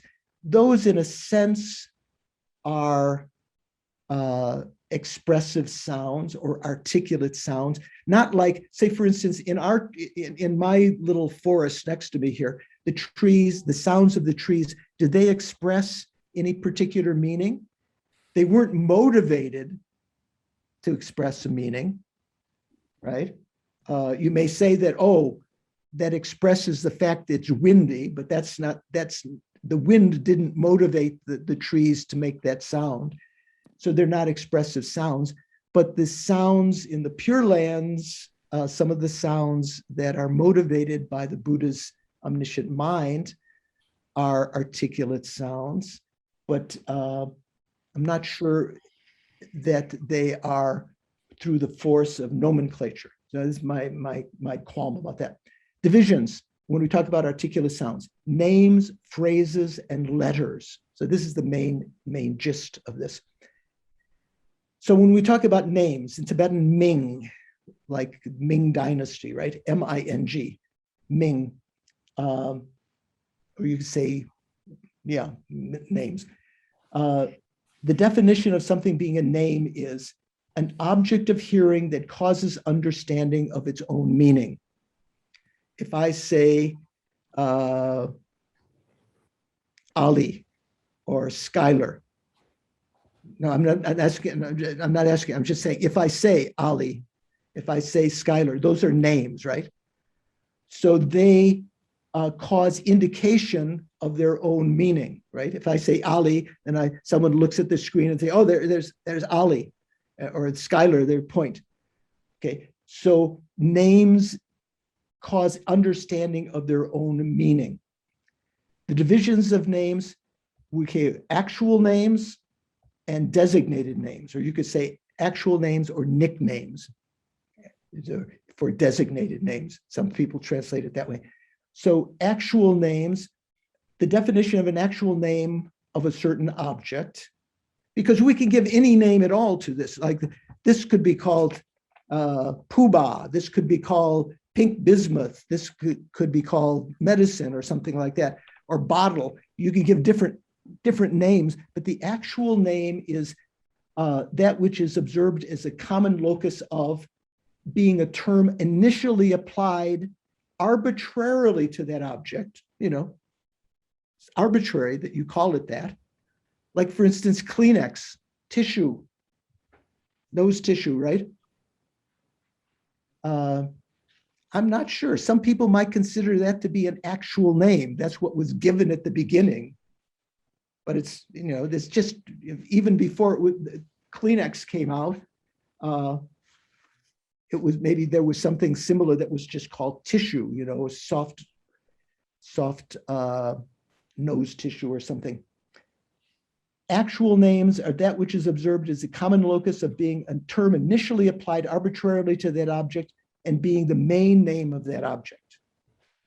The definition of being a designated name or a nickname of something is that which is observed as a common locus of being a term later applied to that object. So maybe you could say Kleenex is a designated name, and being a secondary name of that object. Illustration of an actual name is speech calling the king of beasts a lion,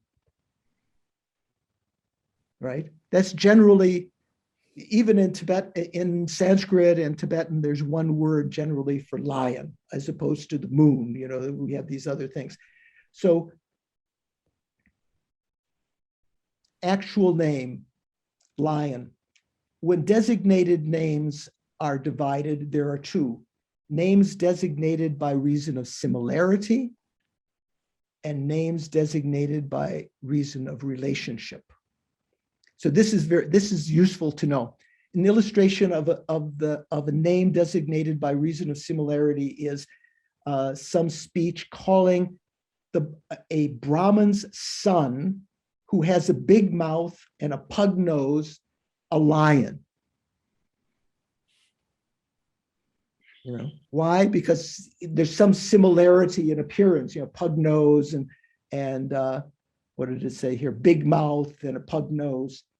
This is because Dharmakirti's commentary on Dignaga's Compendium of Valid Cognition, in other words, Dharmakirti's Pramanavartika, says calling the son of a Brahman a lion in this way exists also in the world. So can you think of an example in our modern world of giving a name by means of similarity?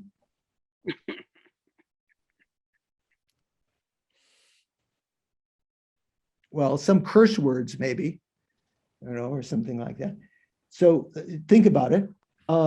With respect to the second designated, so causal, the relationship, there's names that are designated by means of similarity and names that are designated by means of relationship. So names designated by reason of causal relationship and those designated by reason of natural relationship. So we never talked about it in our courses so far. There are generally two kinds of relationships. I don't mean relations like your cousins and nieces or uncles. Relationship between two things. Causal relations and natural relations. So two things can have a causal relationship if one of them precedes the other and brings about the other thing. Like fire is in relationship to smoke as a causal relationship, right? Smoke is the cause of fire? No. Fire is a cause of smoke, right? So there's a specific order there. Another kind of relationship is one of nature. The two things abide together at the same time and are inextricable, like the color of lapis lazuli and the lapis lazuli. They have a natural relationship. So illustration of a name in which the name of the cause is designated to the effect is some statement saying, calling sunlight sun. I think there should be a comma in there somewhere. So in other words, if you see sunlight and you say, the sun is out, I saw the sun, you're not seeing the sun, you're seeing the effect of the sun, right? So this is a name in which the name of the effect, the sunlight, is designated to the cause. You're giving, wait a second, I'm gonna say, am I doing this right? The name of the cause is designated to the effect. So you call the sunlight sun. The actual cause of the sunlight is the sun, but what you're naming the sunlight, you're calling it sun. S-U-N, right? Skylar, you look like you're not sure about that. What do you think? I'm just thinking about a whole bunch of different things as well, kind of like what we call the I, you know, like what really are we calling the I?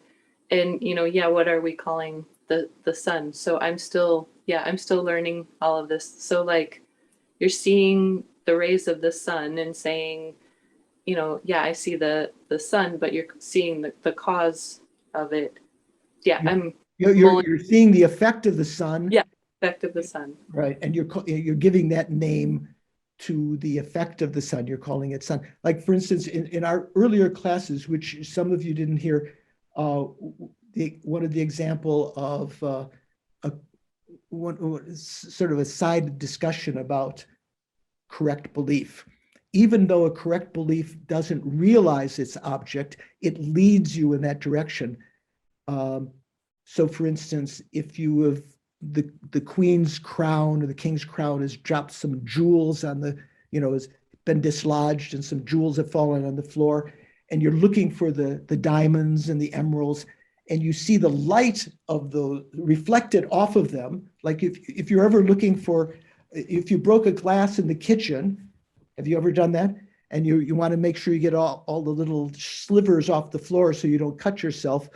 Sometimes if there's some light in the room and the light reflects off of that, you might say, oh, there it is. Actually, you're not seeing the sliver or the jewel, you're seeing the light of it. Sort of like it's similar to the sun and the sunlight, right? So you're giving the name of the cause to the effect. An illustration of, the illustration of the name of a cause designated to the effect is speech calling sunlight sun, saying sun when you see sunlight.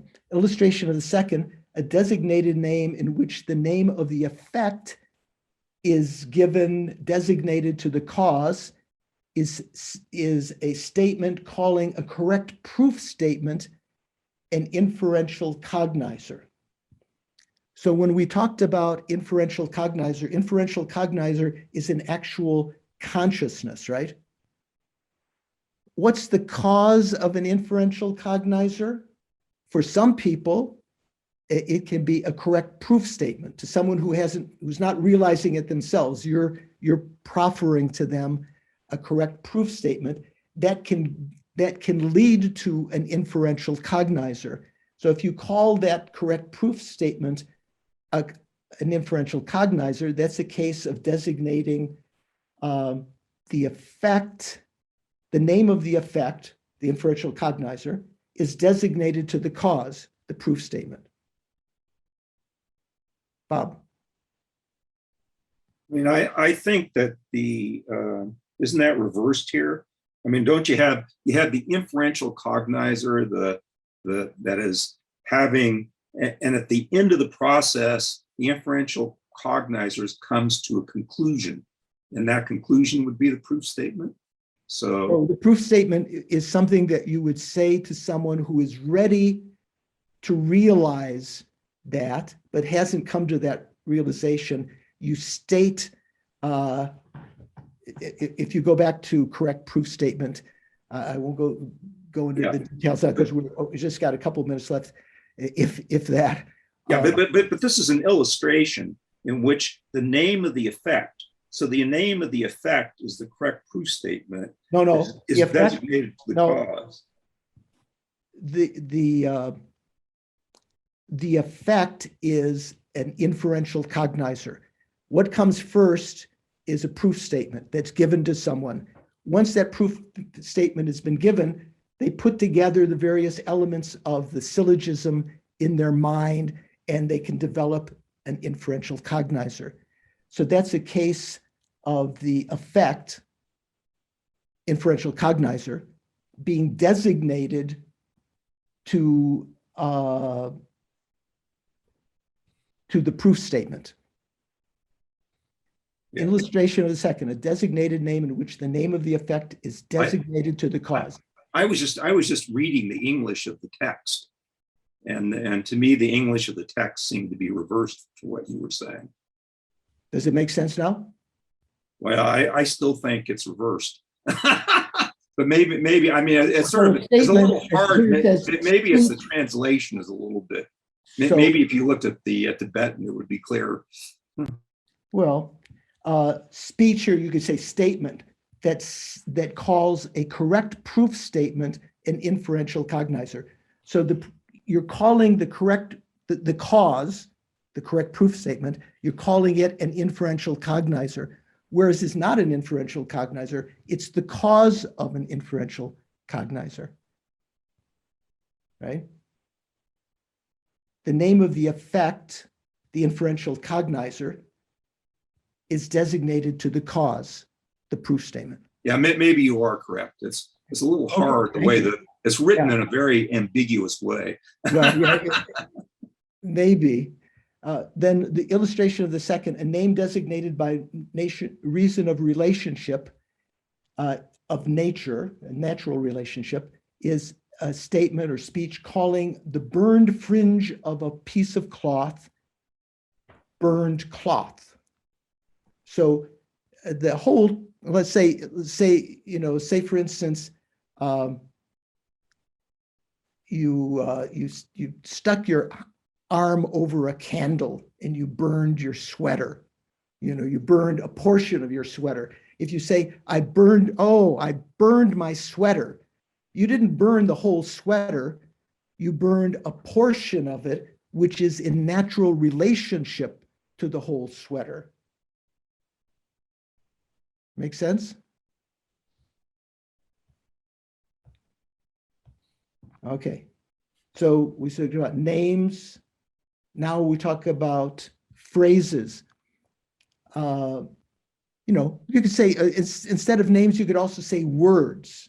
So phrases, with respect to the second of the three divisions of expressive sounds, the definition of a phrase is an object of hearing that indicates meaning by joining substratum and attribute. The quick brown fox, what is the famous thing for typing all the letters of the alphabet? The sentence. The quick brown fox Jumped over something, right? Jumped over something. Okay. So, you can, when you say something that joins a substratum and attributes, that's an expression of a phrase. An illustration of a phrase is, quote, alas, products are impermanent, subject to production and disintegration. Why do they say alas? This comes from the scriptures, right? Yeah, because all the things that we're so confident about and we're striving for are subject to impermanence. Alas, products are impermanent, subject to production and disintegration. I'm going to die. And then the third division is letters, expressive sounds. So we say the alphabet. With respect to the third of the threefold division, the definition of a letter is a vocalization that is the basis of forming the two, names and phrases. So words are formed from letters, phrases are formed from words or names. Illustration of letters are the 30 letters and so forth. Oh, 30 letters? How many letters in the alphabet? The Tibetan? Well, how many in the Tibetan alphabet? I don't remember. It's the same as the Bengali alphabet, which I do know. How many in the Bengali? Oh, it's like 40 something. I can't remember. The Bengali alphabet has 52. So the Tibetan has less than that. I can't remember exactly. Because they dropped some of them. So in Sanskrit, we say that there are how many vowels are there? Do you know? It's like 14, 12, 14. Something like that. And how many consonants? I think it's like 40 consonants. Well, altogether they add up to 50 between That's right. the vowels and consonants, which is the basis. When we talk about rosaries, people often think rosaries are supposed to have 108 beads, but great Song Rinpoche said that generally actual rosaries are supposed to have 50 beads representing the vowels and consonants of Sanskrit. So that's one way of remembering. So here it's not, when it's saying the 30 letters, ka and so forth, is talking about the consonants are examples of letters, but also vowels are examples of letters also. When expressive sounds are terminologically divided, there are two: sounds that express types and sounds that express collections. This is just about the end here. With respect to the difference between sounds that express types and sounds that express collections, there are four possibilities. Something that is a sound expressing a type, but is not a sound expressing a collection. Something that expresses collection, but not type. Something that is both, and something that is neither. The first exists because the sound expresses object of knowledge. In Tibetan we say sheja, is a sound expressing a type, but is not a sound expressing a collection. Type, you could also say class or generality. Okay, so that is, you could say that object of knowledge is a collection, but it's not a collection of physical parts. The first reason that sound is expressing object of knowledge is a sound expressing a type has already been established. The second possibility, sound expressing a collection, but not a sound expressing a type, exists because the sound expressing the two, pillar and pot, is a sound that expresses a collection, but is not a sound that expresses a type. There is not a generality called pillar and pot, but there is a collection of things, a pillar and a pot. This is one of the classic examples in the Tibetan scriptures of a collection. Pillar and pot, two things that are distinct. The third possibility, a sound that expresses a type, a sound that expresses a collection and expresses a type, because there is a sound expressing pot is both of those. Sound expresses a collection and a sound that expresses a type. Why is that? When you say object of knowledge, that includes all of the different things that are objects of knowledge. When you say pot, it includes all of the things that are pots, and it includes gold pot, silver pot, and so forth, the collection of things. The fourth possibility, I'm going quickly now because I'm already over time. The fourth possibility, something that is neither a sound that expresses a collection nor a sound that expresses a type, exists because of the sound that expresses the two permanent phenomena, and thing is neither of those. So I'm not going to explain any more. The next sentence says, based on these few words, explaining awareness and knowledge, illuminating limitless topics of knowers and objects known, may the vast paths of reasoning increase. That's Purbachok's last verse. And then he says, Sarva Mangalam. What does that mean, Sarva Mangalam? May all be auspicious. Also, Mangalam just means auspiciousness, right? And Sarva means everything, all. So that's often put at the end of things. So thank you for your patience. I applaud all of you who've been here for a lot of the lectures, and also applaud those, Ali and Skylar and anyone else who's come new. I will have a final exam sent to Shanka and Bob to distribute maybe by Tuesday. And so you have a couple days to start to study. And then before you take the exam, it's not an open book exam. It will be relatively easy if you've listened to the talks, if you've read the text. So I encourage everyone to take it. Don't feel, that you'll be embarrassed or something like that. They're not going to be published. You're not going to say, Bob was first, Shanka was second, Stephen was first, or whatever. So you don't have to worry about some kind of competition with others. It's a good way to feel that you finish something off. Sometimes the Lamas liken it to like the fire puja at the end of a puja. You can feel afterwards that everything, there are other purposes of the fire puja at the end of a retreat, but you can kind of feel everything's finished now. I took the exam and sort of settled in your mind. And so those of you who want to listen to some of the lectures again on YouTube, you can take the exam near the end of the 2 weeks that we have off before we start the mind and mental factors. So you have a chance to listen to those and think about it and review the text and so forth. Check the other books. Mind in Tibetan Buddhism is a very good one, and some other texts. And we will then begin in 2 weeks from today, we will begin mind and mental factors, which was included in our Purbachok's text, but in a very abbreviated form.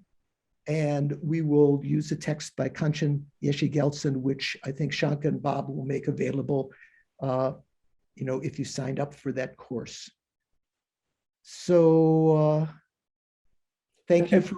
And would you tell us that, especially for people who joined late, that it actually gets easier, the mental factor section?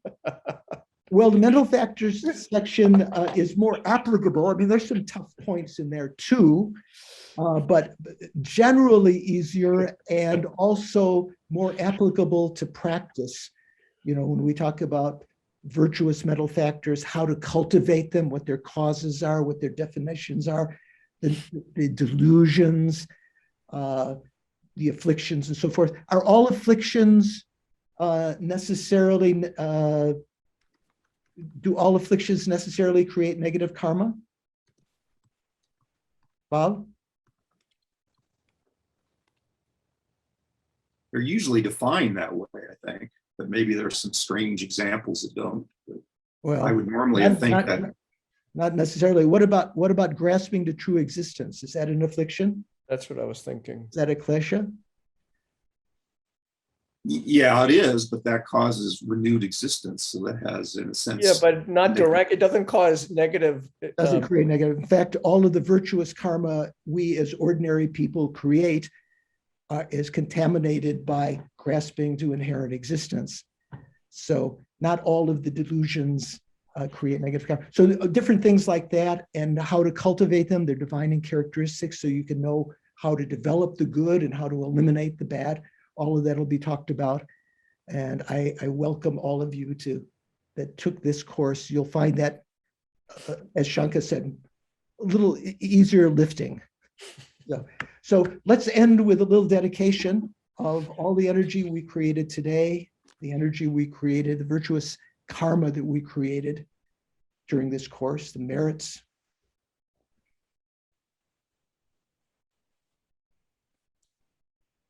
Imagining in your mind, thinking of the fact that we have motivated this morning and all during the course to create virtuous karma by practicing, listening to the course, studying, that we've created virtuous karma that will definitely ripen within cyclic existence, making a firm determination that that karma ripen eventually in our achievement of full enlightenment for the sake of all sentient beings, that with the thought of compassion motivating it, that from that state we would best be able to, like the king, like bodhicitta, having achieved enlightenment, we can lead every sentient being without error, spontaneously into full enlightenment, dedicate our merits to that ultimate goal and the subsidiary realizations that are necessary to achieve it, the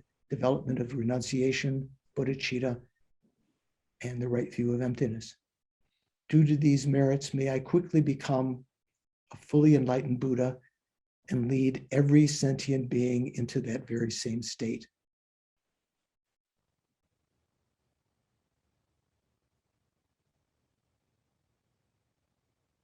How wonderful that would be.